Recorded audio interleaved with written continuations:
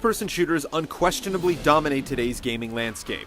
For a new franchise to succeed, it not only has to hit an extremely high bar in terms of production and playability, it has to differentiate itself from other similar games.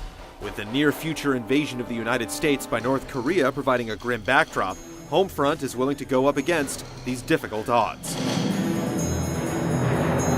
Backing up the game's seemingly improbable scenario is a story by John Milius, the screenwriter behind the similarly themed Red Dawn. A fictional timeline leading up to 2027 will inform the curious, but it's not so much about how the North Korean invasion happened as what will happen afterwards.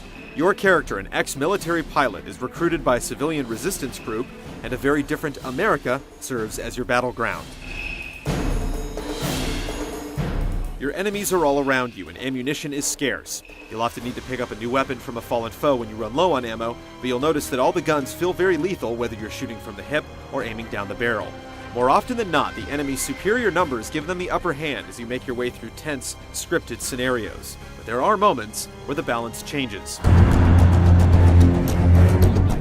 Early on, you'll find the Resistance has repurposed an unmanned combat vehicle that bursts onto the scene, gunning down enemy infantry and launching rockets at targets you designate through a portable viewfinder.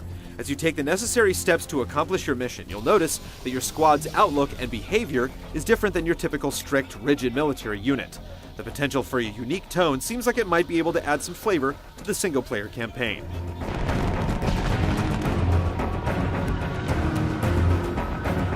Home may be where the war is, but the fight can be taken to new fronts online through several competitive multiplayer modes.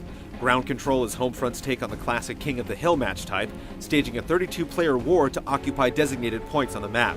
As locations are secured and the opposition routed, the action moves to a different part of the battlefield, where the struggle for dominance begins anew. Other match types provide different goals to achieve but remain similarly massive in scope, taking place over large urban and rural areas, modeled on a theoretical, war-torn America. With sprawling environments, vehicles, and a customizable class loadout system, multiplayer shares a similar flavor to the large-scale scuffles pioneered by the Battlefield series. HomeFront's twist adds the notion of battle points, spendable currency that swells with each tango you take down and each objective you complete. With the bucks you've banked, weapons, drones, and attack helicopters can be purchased on the fly right when you need them. It's a novel take on player perks that may add some strategy by offering spend or save decisions during a match. And it'll be interesting to see if placing an economic spin on war pays off in the long run. It's impossible to know the outcome of a war before it starts, but it's clear that this near-future freedom fighter is investing in a unique identity and ideas to set itself apart from other shooters. We'll find out whether HomeFront can turn tragedy into triumph when the game ships in March 2011.